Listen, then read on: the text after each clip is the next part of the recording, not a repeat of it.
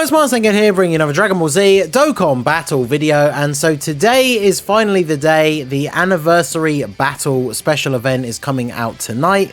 Technically it comes out super early in the morning, Monday, for me in the UK. It's like 1 o'clock in the morning. So obviously if you are in the US, it is actually Sunday evening. Basically it drops at the same time that the recent things have been coming out, right? Like the EZAs that have been dropping, the actual part 2 events coming out, part 3 events coming out, like the Sin stage, all of that stuff. Basically everything in the anniversary has been dropping slightly earlier than usual. Which has been a little bit frustrating for me, right? Because obviously it is 1 o'clock in the morning in the UK, but you know, good for you guys in America, I guess. I think it's like 8 PM EST and then like 5 PM PDT, something like that. I will be going live on the channel an hour before just to get everything set up, maybe get some challenge runs in, because obviously my normal late stream has been pushed back to that time.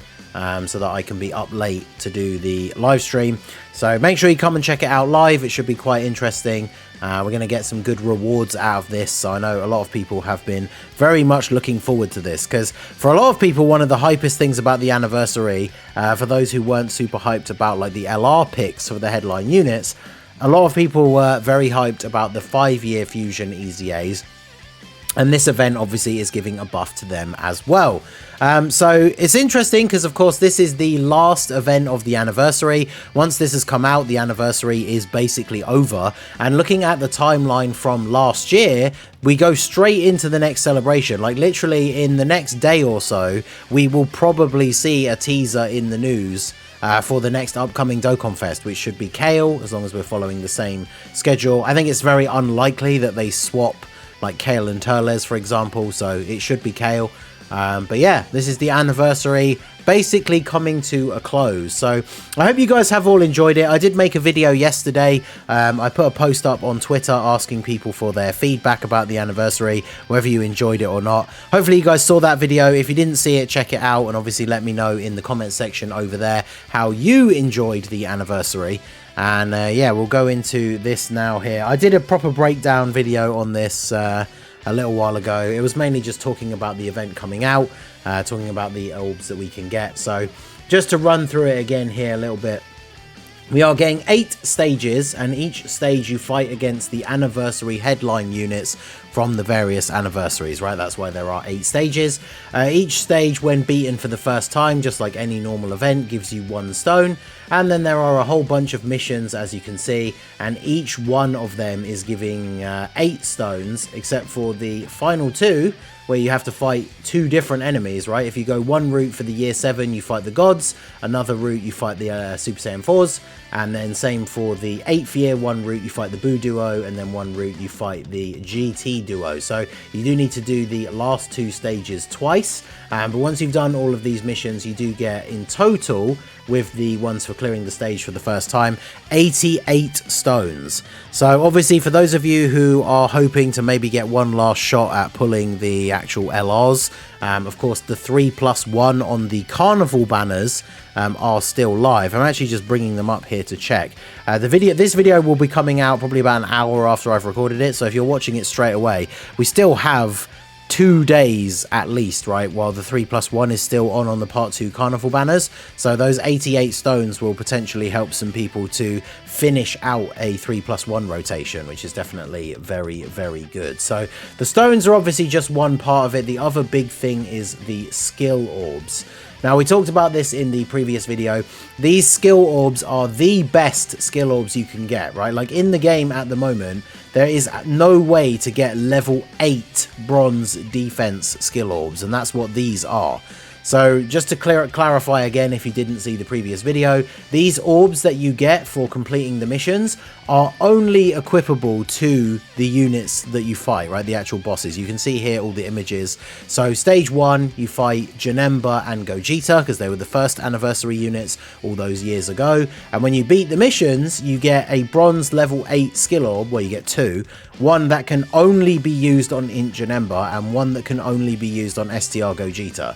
Now, we've talked about this before. Obviously, you know, these skill orbs, whilst they are really good, they're not going to suddenly make Int Janemba and STR Gogeta super good units that you can now run on your team in like the Red Zone and Sin Shenron and all that kind of stuff. So it's a nice touch for them to have added these, but for the first couple of years worth of units, they're not really doing much, right? Like the TUR Super Saiyan 4s from the 2nd anniversary, not really much hope for them.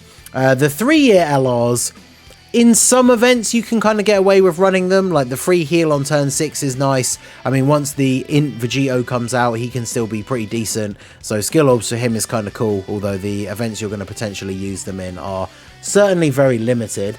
Then we have the 4th year, the LR Super Saiyan 4s. These guys have kind of dropped off now. The skill orbs definitely do help. Just for fun stuff, I guess, like full Super Saiyan 4 teams, full GT team, that kind of thing. But again, when you're talking about Red Zone or the toughest bosses, so these guys not so much holding their own anymore, which is a shame. And then, of course, the 5-year one is really where it's at. Now, the stones and the defense skill orbs, as you can see, for every stage, you just get by beating the stage. So you don't have to worry about doing any of the other missions. I mean, to be honest, like, again, with these units that are not going to be runnable again with the skill orbs, you don't even really have to do the missions if you don't want to. But the missions are quite easy for the first few, just by using no support items, and then one of them is using all 5 types, so AGL, Tech, in STR Physical, to get the gold ones. The first couple of stages aren't that difficult, so it shouldn't be too hard. But then, as I said at the beginning, the first one that really is going to be relevant to a lot of people's interest is Stage 5. So beat Stage 5, obviously get the level 8 skill orbs for the blue fusions, definitely going to be very nice for them, nice little chunk of extra defense. Then Stage 5 without using items gives you a level 6 crit, level 4 defense. Now obviously for Gogeta, the best build for Gogeta is basically full additional. So it's kind of interesting because giving him a silver skill orb that gives him level 6 crit isn't necessarily, I think, the best build. Like, for example, mine has a silver additional, and obviously being an STR unit, he already has some crit. Whereas, like I say, the best build for Gogeta is full additional. So if you have your Gogeta already with a silver additional skill orb, the 400 defense is really nice, but I don't know if the crit is necessarily the best thing for his build. And then obviously for Vegito, his best build is full crit. So obviously he is going to benefit quite nicely from having a level 6 silver skill orb. Like mine has a silver level 5. So he's going to get 1 extra additional and 400 extra defense. And then when it comes to the gold orb, which is clear the stage 5 using all 5 types, this one is beneficial for Gogeta, but not so much for Vegito. Because again, full additional for Gogeta, full crit for Vegito, and the gold orb gives you 6 crit and 600 defense. So obviously Gogeta definitely going to benefit from that. Or sorry, 6 additional. Whereas my Vegito has a level 5 crit skill orb. So obviously this is changing his hidden potential quite significantly. Now Gogeta definitely going to benefit from this. I think mine has a level 3 additional. It's like 3 additional 3 crit or something. It was one of the best ones I had at the time. So him getting a 6 additional and 600 defense, definitely very, very nice. Then for the 7 years, it's kind of a similar thing, right? The silver one gives them crit, the gold one gives them additional, and then a bunch of extra defense. I mean, both of those abilities are useful for both of the LRs, so depending on how you have them built already, these are either going to be good or bad depending on how you've already built them. Like obviously with these LRs, we had no idea in advance what the best builds for them were going to be, whereas for the 8-year units we already knew this event was coming if you were on global, right? So I know a lot of people haven't even bothered to put skill orbs in their 8-year LRs yet. So for example, my Super Saiyan 4s do have a level 5 additional for gold, so the gold one's definitely going to be useful. So do the gods, and then I think my gods have a silver dodge, and the Super Saiyan 4s have a silver additional and crit. So the crit one going to be interesting. Changes their builds up a little bit, but definitely very powerful. I think for the 7 years, all the extra defense is a really good increase because these units have started to, I wouldn't say age out necessarily, but obviously some of the harder events, you don't get a lot of time to stack before the enemies start hitting you really hard. So the extra 1,000 defense that they get by having both of these skill orbs equipped is definitely going to be very, very good for them and their survivability in those events. And then, of course, we get to the main event, the final stage against the 8-year LRs. Now, obviously, to be able to use the gold skill orb for any character, you have to have pulled 2 dupes. So it's more likely for players that you're going to have 2 dupes of the older ones, but of course these 8-year anniversary LRs have just come out. Depending on how your summons went and how lucky you got or didn't get will depend whether you have these units at all, let alone whether you have 2 dupes.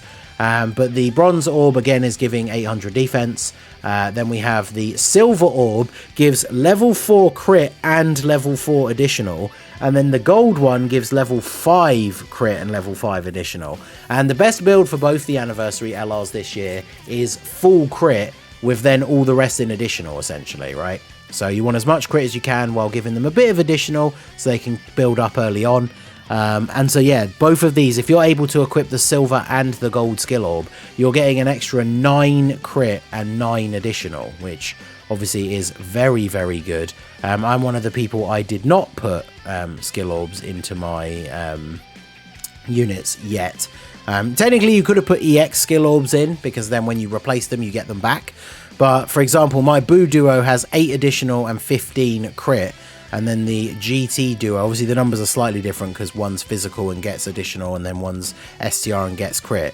So Boo duo 8 additional 15 crit, GT duo 6 additional 17 crit.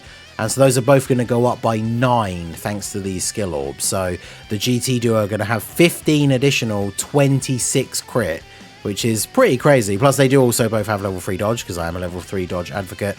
And then the Boo duo are going to have 17 additional 26 crit, which is pretty darn good, and of course an extra 800 defense on top of that. So this event is going to be awesome. Like I say, I will be streaming this. The first few stages really aren't going to be that difficult. Doing the missions is quite interesting. So like stage 4, clear the stage within 4 turns. On my JP account, when I played the anniversary a little bit, I actually found that kind of difficult because my box on JP is obviously nowhere near as good as my box on global. But obviously if you are a global main, bring in, you know, your strongest 200% team and you probably will be able to clear this in 4 turns quite easily. Now the 6 stage one in 5 turns will be interesting, and then of course the 7 and 8 both have a 7 turn mission as well. So the missions I don't think should be too difficult overall as long as you are bringing your strongest teams, but the rewards are definitely worth it. And yeah, it's going to be a nice end to the anniversary. Hopefully they add a stage next year so that the 9th anniversary LRs just get these awesome free skill orbs as well, because I do think this is really good, right? The event is not super difficult, you get a ton of stones out of it, and then you're getting the best possible skill orbs that you can even get for the anniversary headliners for free, which is really, really good. Like it should not be understated how awesome this is. Like even if you didn't get the 2 dupes, you're getting a silver skill orb for your anniversary LR to give them an extra 4 additional and 4 crit for free just by beating this event, right? And you're getting a bunch of stones out of it at the same time. So very, very cool. I hope you guys look forward to it. Hopefully you guys will be at the stream and I'll see you then. I'll do a video tomorrow breaking down exactly when we should be seeing the start of the next celebration and what to expect from that. And let me know what you are most looking forward to. I know the worldwide celebration is not far away, so I imagine there's not that many people super hyped for the Kale celebration, but I mean, I'm sure there are some of you out there, so let us know down below in the comment section. So that is going to be it for the video, guys. This has been the Masked Ningen. Smash that like button, subscribe to the channel if you are new, check out the links down below for the Discord and the merch store, and I will see you all again soon. Have a good one.